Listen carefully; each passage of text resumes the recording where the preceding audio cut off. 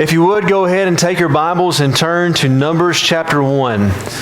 Numbers chapter 1. We're continuing on with our study through the life of Moses. We're on lesson 17, leaving Sinai. And so over the course of the last 16 classes, we've been talking about the children of Israel's captivity there in the land of Egypt. We've been talking about how God called Moses to be a prophet and a spokesman for him there in Exodus chapter 3 on Mount Sinai.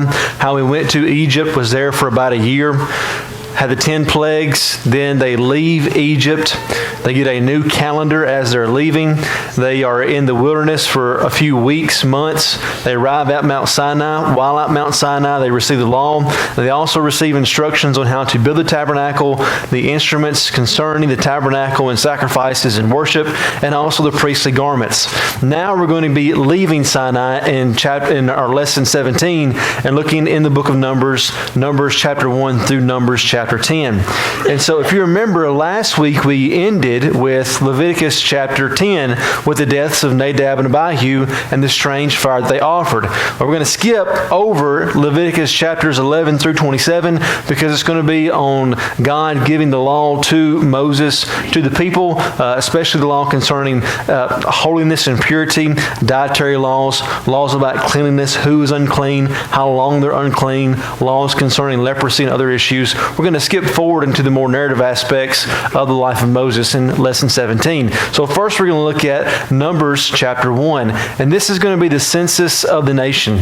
And so before they decide to go out and to leave, they decide they're going to take a census and to determine how many people are in the nation of Israel. And it's going to be important as we determine how large the nation of Israel is, what their functions are going to be as they march towards the promised land. And we can see how large this nation had become in a short amount of time, just 400 years. And so let's go ahead and let's read Numbers chapter 1, verses 1 through 4. The Lord spoke to Moses in the wilderness of Sinai in the tent of meeting on the first day of the second month in the second year after they had come out of the land of Egypt, saying, Take a census of all the congregation of the people of Israel by clans, by fathers' houses, according to the number of names, every male, head by head, from 20 years old and upward, all in Israel, who are able to go to war. You and Aaron shall list them, company by company. And there will be with you a man from each tribe, each man being the head of the house of his fathers. And these are the names of the men who shall assist you. And then it goes on and then it names men from each of those tribes in verses 5 through verses later on through verse 16, it talks about the heads of those families. We're not going to read that for time's sake. It's also very repetitious. But one interesting thing in verse 7, Nashon, the son of Amminadab from Judah. These are mentioned. These are also the direct ancestors of David and of Jesus. They're mentioned as being the direct ancestors of David, King David in Ruth chapter 4, verse 20, and 1 Chronicles chapter 2, verse 10, and also being in the lineage of Jesus in Matthew 1, verse 4, and also Luke 3, verses 32 through 33. So just some interesting tidbits there. So God commands that Moses and Aaron are going to take a census of the fighting men in the land of Israel. One of the interesting things here is as this book begins, God speaks to Moses. That is going to be mentioned over 150 times. Numbers is a big book, but when you think about the number of times that it mentions God speaking to Moses, and that being over 150 times over the course of this book, you can see that one of the main highlights of the Pentateuch, especially the book of Numbers and even Leviticus, is that Moses is God's prophet. I mean, he speaks for God. He foretells and he forthtells what the nation of Israel is going to do. He is a prophet, which is interesting because in Deuteronomy, what does Moses say about him being a prophet looking towards the future? In Deuteronomy, about chapter 18. God's going to raise up another prophet, right? And a prophet and a lawgiver, just like Moses was, right? And of course, us on this side of the cross know who that is. Who is that? Jesus, right? And so Moses was the spokesman of God under the old law, and obviously Hebrews chapter 1, right? God has spoken to us in former days by angels, by prophets, but now He's spoken to us through his son, right? Hebrews chapter 1, verses 1 through 3. And so that kind of foreshadowing type, antitype of Christ and the new covenant that we see in Hebrews chapter 1, verses 1 through 3. And so are they to take a census of all the men in the nation of Israel? Right? 20 years and older, right? And why 20 years and older? What are they trying to find the number of? Men who can fight as soldiers, right? And so we're not told when that cutoff is, right? Some of you guys in your 70s probably can hold a sword. Some of you in your 70s might not want to hold a sword, right? Brother Ed is over the age of 70, but I've seen him work, and I wouldn't want to be against him with a sword, right? Regardless of age. And so, but we're not told exactly when, due to older age or to disability, when that number was cut off. We just know men above the age of 20 who were able to go to war and fight. And we see those numbers broken down to us. The census did not count women, children, foreigners, Levites, the elderly, or the disabled. Fighting units in war would be by family, units, clans, and tribes. Fighting beside your relatives has advantages and it has disadvantages. What type of advantages do you think it might have? Kind of like a Nehemiah situation, right? Standing in the wall, right, with your family behind you. There's an extra sense of motivation to fight if the guy beside you is your brother or your son or your nephew or your neighbor, right? Especially if you're living in an area where it's more family-based where you live, right? Is that an uncommon thing in human history? Even up until World War I, soldiers on both sides were enlisted in units based upon where they were from. And so in World War I, whenever a unit got wiped out, in a lot of cases it was entire towns, where the entire male population of the entire town.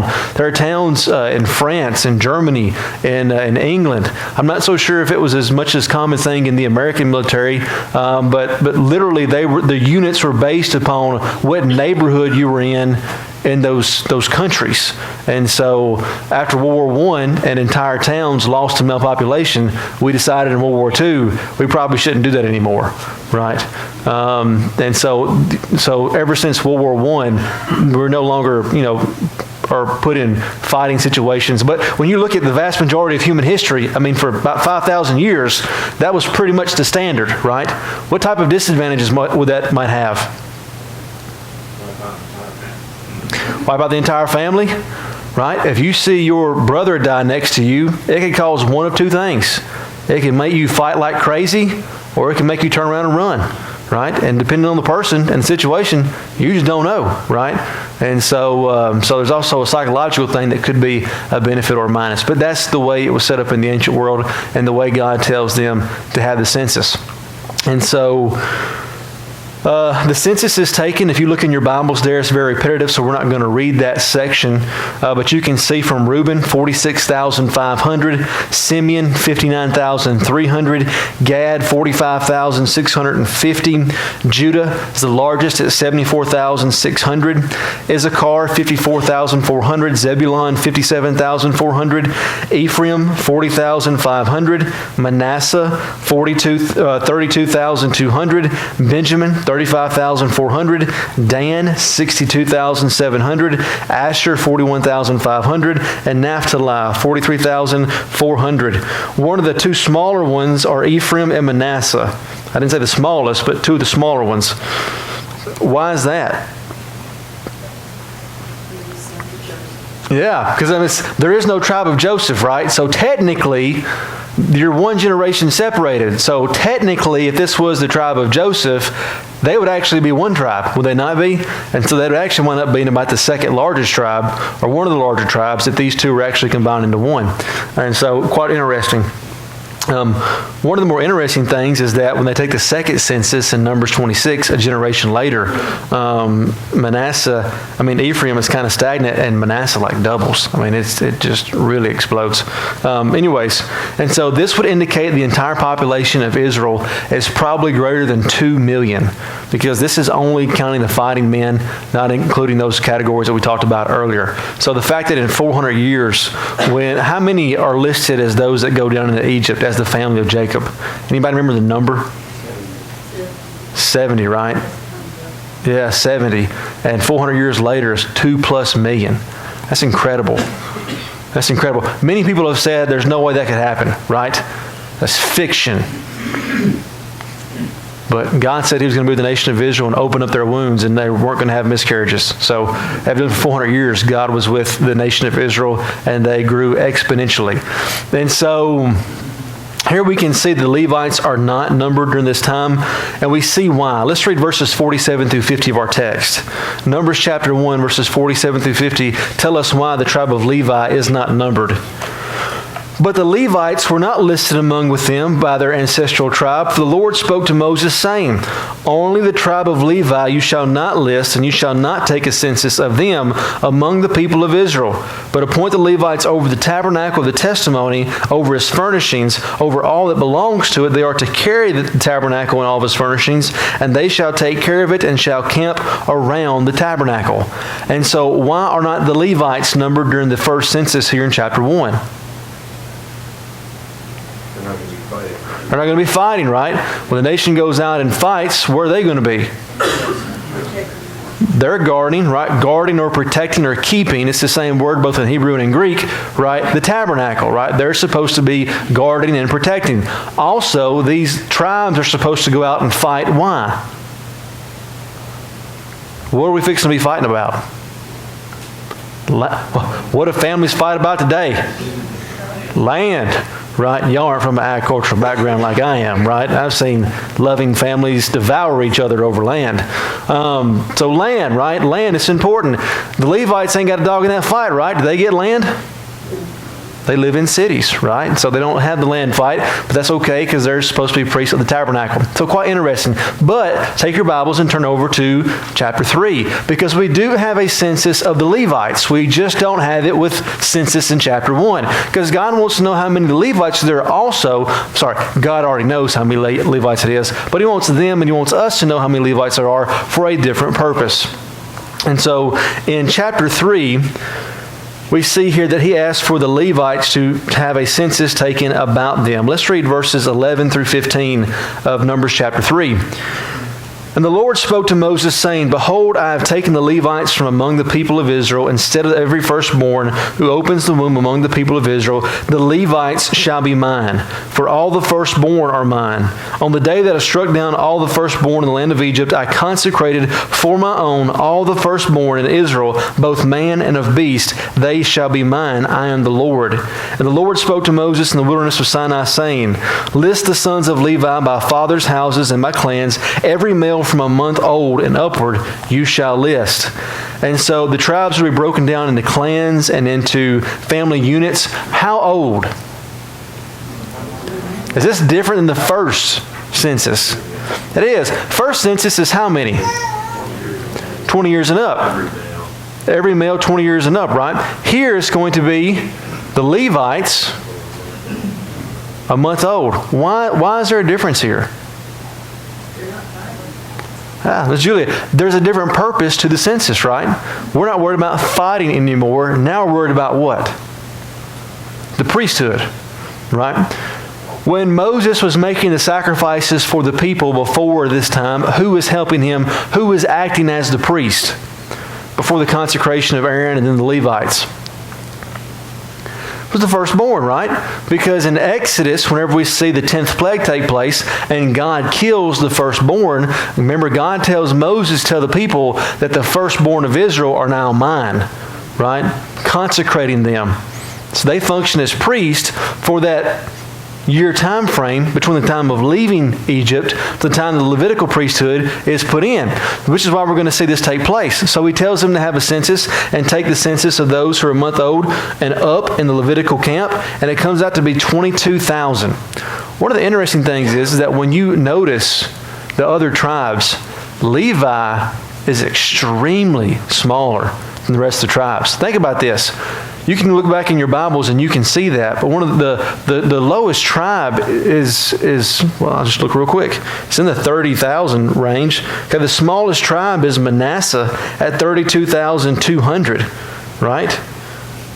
And besides them, the smallest tribe is going to be in the 40,000 range. And they're only counting men 20 years old and up. Now you got the Levites who are counting all men from a month up, and they only get to 22,000. So they are significantly smaller than the rest of the tribes of the nation. Now, why is that? The Bible doesn't tell us, but if you remember and you look back whenever they have the golden calf, what does it say about the Levites? There are two reasons why the Levites get chosen to be the priesthood of God. They're the ones that stood with Moses. And there's something interesting and quite vague. And we can't say for sure. But it says they went about and they went around and they consecrated themselves in blood because they did what? They did not hesitate to kill their father and their brothers and their sons. And I think it says their women too, right? But it says they did not withhold, from the Lord doing that. Now, did the Levites, were the Levites one of the main movers and shakers of the golden calf rebellion? I mean, we see that Aaron also in the tribe of Levi is right there. It's a good question. I don't know, but it is interesting to see why it is so much smaller. Maybe they were the one tribe where everybody was having 2 kids and everybody else was having 10. I don't know, but it is quite interesting when you look at it. And so God then tells Moses to have another census in Numbers chapter 3, verses 40 through 51. Let's go ahead and let's look at that text also. Numbers 3, 40 through 51. And the Lord said to Moses, list all the firstborn males of the people of Israel from a month old and upward, taking the number of their names. And you shall take the Levites for me, I am the Lord, instead of all the firstborn among the people of Israel, and the cattle of the Levites, instead of the firstborn of the cattle of the people of Israel. So Moses listed all the firstborn among the people of Israel, and the Lord commanded him, as the Lord commanded him. And all the firstborn males, according to the number of the names of the month old and upward, were listed 22,273. And the Lord spoke to Moses, saying, take the Levites instead of all the firstborn among the people of Israel, and the cattle of the Levites instead of their cattle, and the Levites shall be mine, I am the Lord. And as the redemption price for the 273 of the firstborn of the people of Israel, over and above the number of male Levites, you shall take 5 shekels per head, and you shall take them according to the shekel of the sanctuary, the shekel being 20 gerahs, and give the money to Aaron and his sons as a redemption price for those who are over. So Moses then took the redemption money from those who were over and above, those who remained by the Levites, and the firstborn of the people of Israel. He took the money, 1,365 shekels, by the shekel of the sanctuary, and Moses gave the redemption money to Aaron and his sons according to the word of the Lord, as the Lord commanded Moses. And so there's a reason why the census is different, and that is because the purpose behind the census is different. And so then he goes back and he says, I need to know all the firstborn of Israel. Why does he need the firstborn of Israel? They were consecrated as the priests, right? This is going to be the priest. God changes, right? The Levites shine at Mount Sinai with the golden calf. He says, the Levites are going to be my guys, right? And so now they take a census, the Levites, 22,000. Take a census, the firstborn of Israel, 22,273. And he says, this is perfect, because we're just going to make a switch, right? 1 for 1. But there's a problem. What's the problem with the 1 for 1 switch here? You got 273 who were left, right? And they could have just killed them all, right? They could have just lined them up and just made it an even number, right? That's okay. Y'all kind of melancholy tonight, okay? All right, it's a bad idea. And so God says, I tell you what, for every one over the 273, we're going to do 5 shekels per head. You're going to have to give 5 shekels to the sons of Levi as kind of the trade, if you will. And so they do that. If you take the shekel that's given, the 1,365, divide it by 5, guess what you get? 273, right? So the Lord can do math also. Any questions on Numbers 1 and Numbers 3 with the census? Where do they get the money? Where they get the money? That's a great question. They're not using coins. They're not using minted coins here. They're just using a balance, if that makes sense. And so, like, you use a balance, like you see on the judicial seals. And what you do is you have a weight. You say, I know this weight is a shekel, right? The beka was the temple weight of the temple, of the tabernacle at this point, but later on the temple. And so you would put that on that scale, and basically you'd bring your silver, and you bring your blocks of silver, your chunks of silver, your pellets of silver, and you put it on that thing until it equaled weight, and there's your shekel. So that's a great question. Yeah. Any other questions on Numbers 1 or 3? No? All right. And then we get back to Numbers chapter 2. And so if you want to, you can flip back to Numbers chapter 2.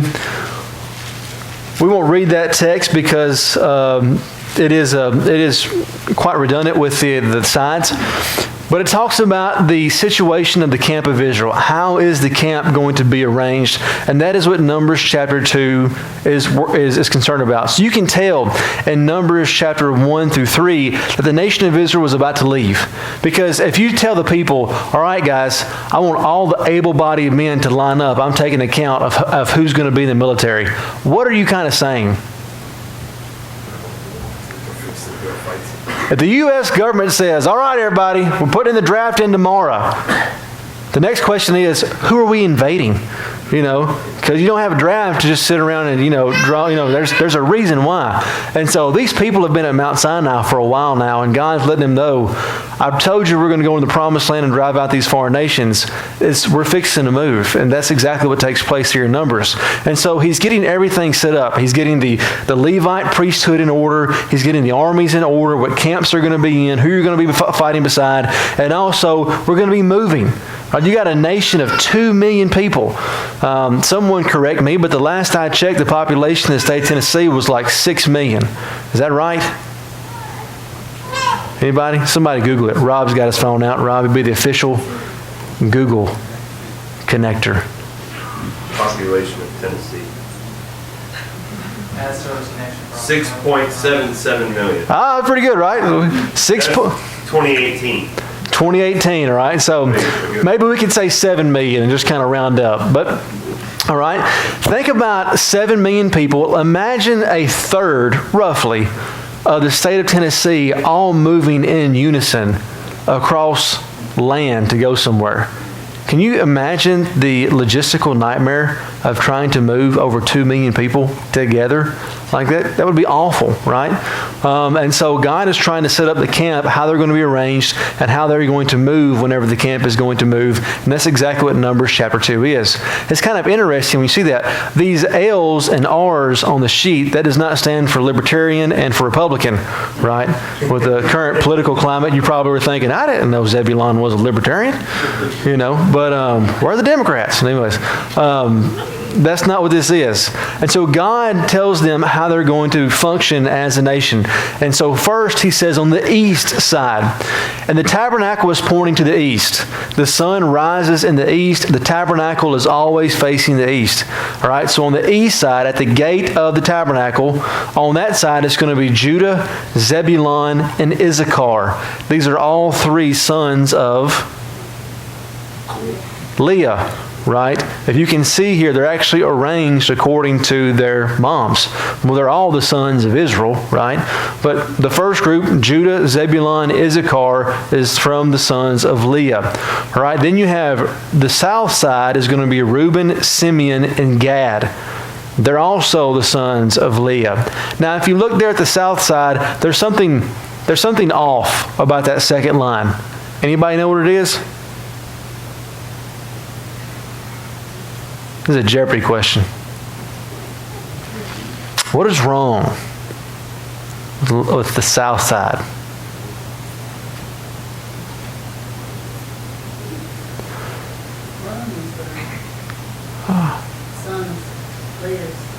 That's right. Miss Julia hit it right on the head. Miss Julia, you know which one it is? Yeah. That's right. Miss Julia had it right. Miss Julia's good, right? That's right. Gad is actually a legal son of Leah, but not an actual physical son of Leah. Under the other ancient... Now, did Leah have another biological son? Levi. But Levi can't be there. Why? because he's different, right? They're consecrated as priests. And so Gad gets promoted, right? He gets to take Levi's place as being one of the biological sons, if you will, of Gad. So God actually had a purpose in how he was arranging these individuals in the camp. On the west side, you have the sons of Rachel.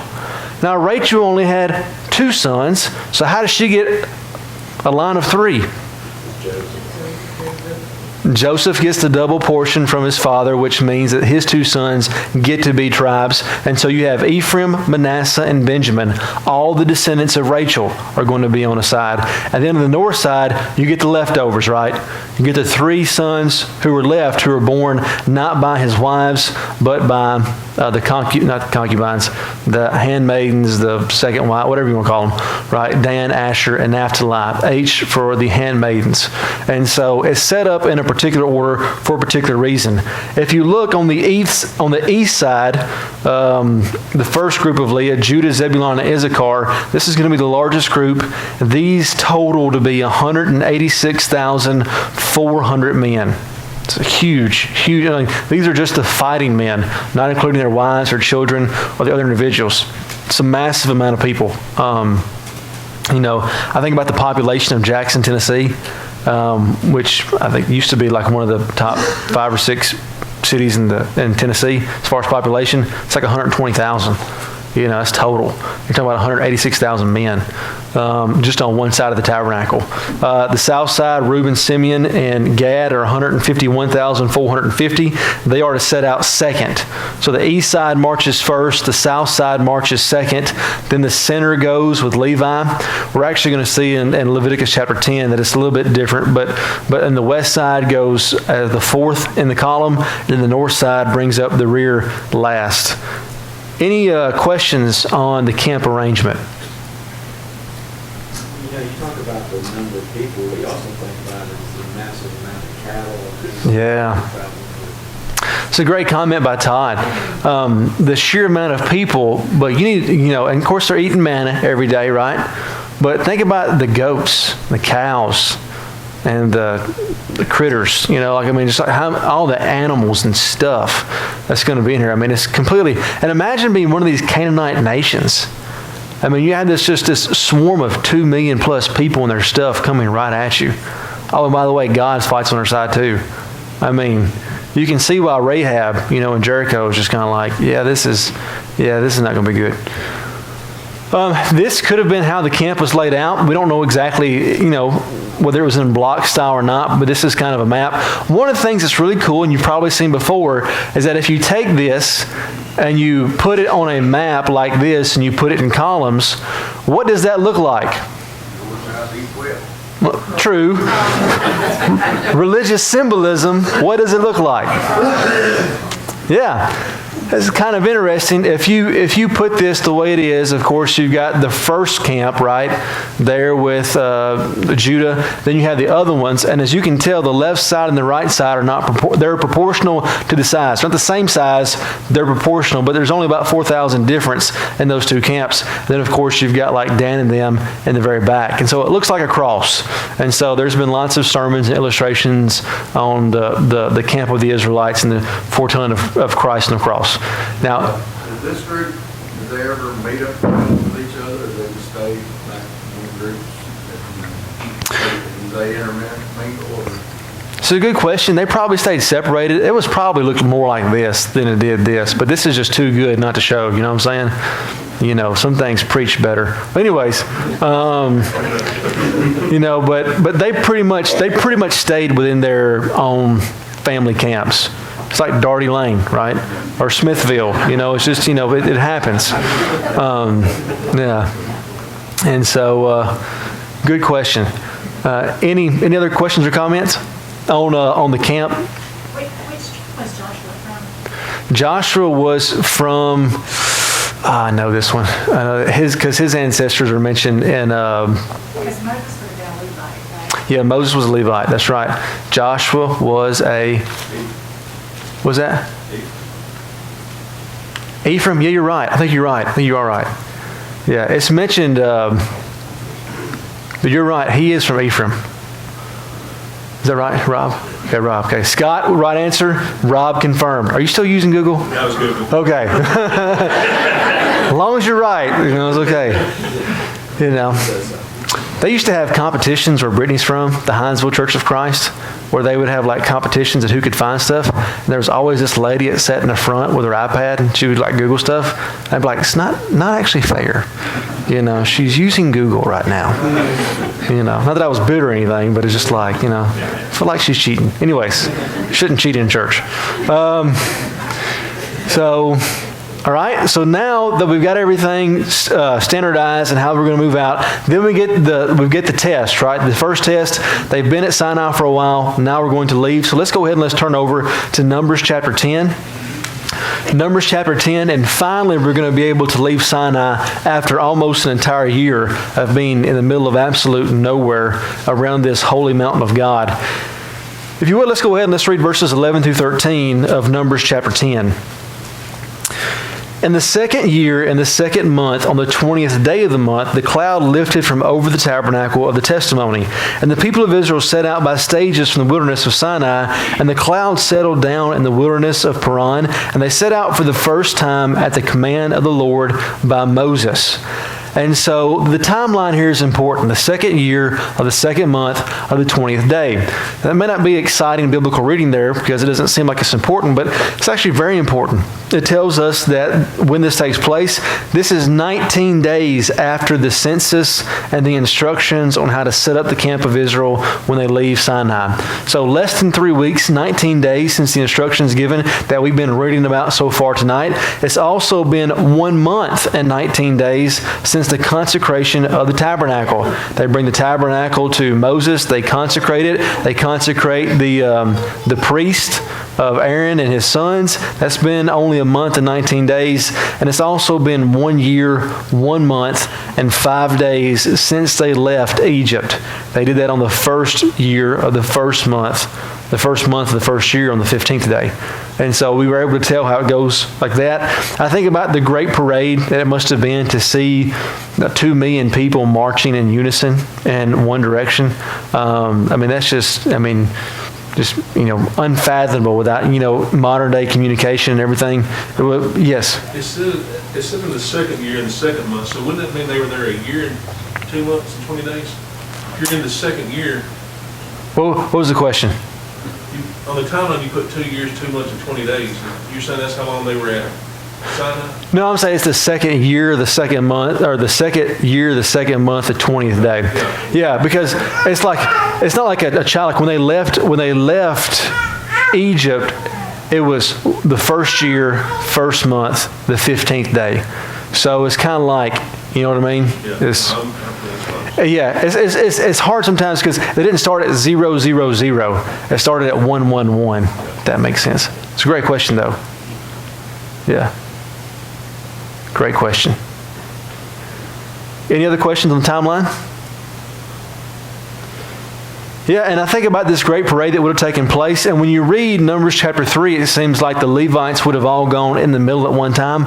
We're told in Numbers chapter 10, verse 17, that's actually not how it happened. It actually was a little bit different. So in Numbers 10, 17, in that verse, we see it says this: And when the tabernacle was taken down, the sons of Gershon and the sons of Merari, who carried the tabernacle, set out. And the standard of the camp of Reuben set out in their companies, and over their company was Eluzur, son of Shadur. Then the company of the tribe people of Simeon. Then it goes on down. And so what we can see here is that the Levites divided up and went before and after the second wave. Because if you remember, you've got that second wave here, Reuben, Simeon, and Gad. And then you've got in the center Levi. But what takes place is when they leave, the tabernacle is taken down. The tabernacle actually goes in front of the second wave of Reuben, and the rest of the tabernacle, the utensils and the holy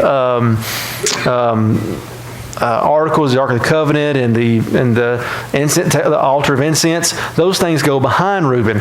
Why would that take place? Why would they do that? Wouldn't all be together? And because this is a large group of people, it's not like they're all getting there at the same time. They can get there where they're going, and they can start setting up the tent. That way, when all the furniture and the utensils and the altar of incense and stuff, the holy objects get there, the tent's already up. right? And they can just go in and place it where it needs to be, right? And so it's to expedite things while they're traveling, I guess you would say. Which explains why it was different when God actually had the Ark of the Covenant go first. Yeah. When Joshua took them in. Yeah. And so like you were saying, the Ark of the Covenant was the leader, right? It led them on their journeys, right? And so, good. Yes. All right. And so Moses and Hobab, verses 29 through 32, we'll read that for time's sake. But in short, Hobab is Moses' brother-in-law, and he's a native to the area. And so Moses asked him to remain and to help be a guide for the people of Israel. Hobab says no, that he's going home. Moses begs him to stay to reap the blessings of Israel, and he does stay. Now, the text doesn't tell us he stays here, but you can look over in Judges chapter 1, verse 16, and you can see his descendants are living with Israel. So, evidently he went with them then, or maybe they met up some other time, but it seems like he may have stayed and gone with them. And then we see in verses 33 through 36, we can read that passage together as we close out this lesson and chapter.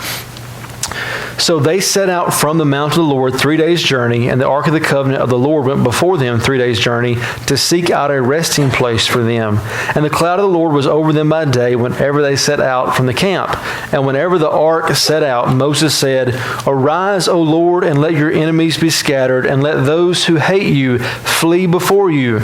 And when it rested, he said, "Return, O Lord, to the 10,000 thousands of Israel." And so we can see here the ark went ahead of the assembly, just as Todd was saying.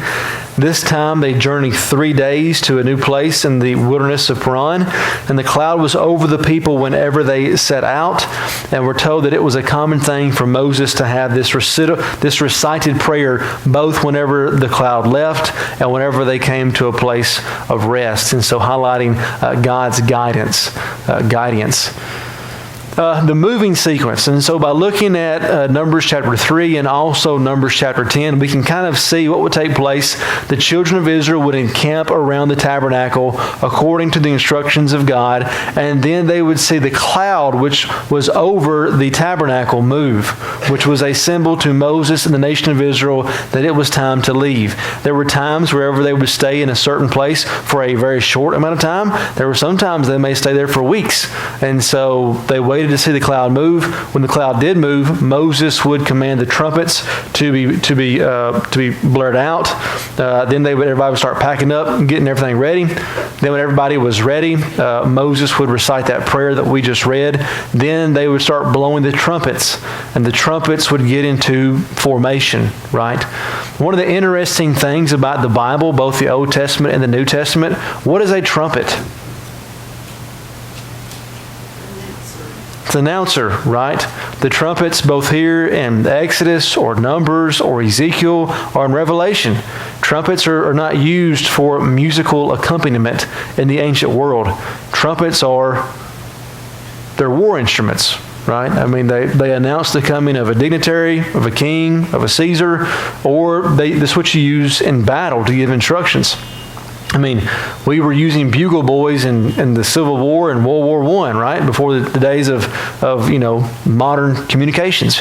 And so this is an interesting thing that many people, they see trumpets and think, ooh, music. But when you read the Bible, trumpets is no, it's war, right? It's conflict. Number 5, and the people would follow after the ark, which was following after the cloud. Any questions on anything that we've talked about tonight? What's the significance of the movement? Was there a plan? I'm sure God had a plan. Well, at this time, the Exodus is such a sad story, right? Because we have the hiccup at Mount Sinai with the golden calf, but everything's looking really good. I mean, ever since the golden calf, the Israelites have been doing really well. I mean, they've done everything God has asked in the construction of the tabernacle. They've done everything that He's asked according to the census. The text has told us several times they've obeyed Him. And when they set out from Sinai, they're going to Canaan. I mean, God has taken a census because in a couple of weeks, we're going to be taking the promised land. Like we're going to the land of promise. Do they make it? Tune in next week, but many of you have read ahead or know the story by heart.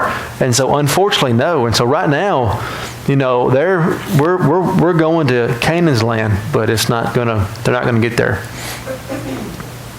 Good question.